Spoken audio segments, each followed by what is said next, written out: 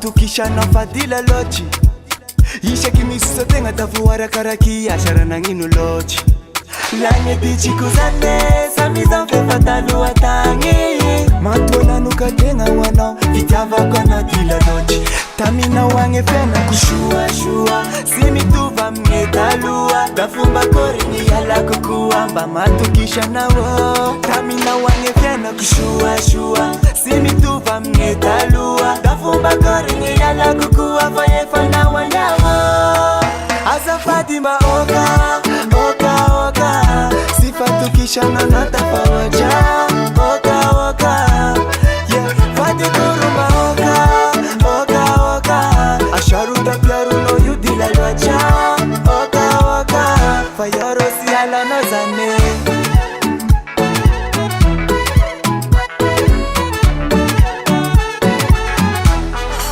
Telefono mangenu da miki no mangala nas Defishi yako ati munao Rarine shakula mi uvaras Sharu piaru sa tia no tiyaku Sanga tia no ngari yaku Anolete kuwangila kuisa nando tima yetakanai Ngevi enak shuwa shuwa Sime tuva mngetaluwa Tafumba kuringe sampia shaluwa Angata unawa Aminara ngevi enak shuwa shuwa Sime tuva mngetaluwa Tafumba kuringe sampia shaluwa Angata unawa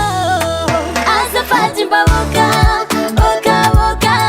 Fati kurange tichimba woka Oka woka Asa Fatima woka Oka woka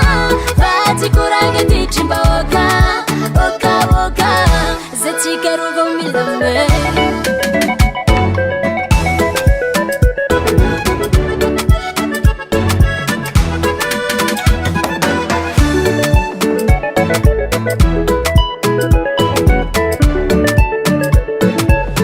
Asa Fatima woka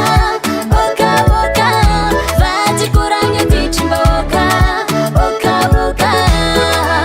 Fatima kuruma oka Oka, oka Asharuda piaru no yudila lwacha Oka, oka Yeah, Asa Fatima oka Oka, oka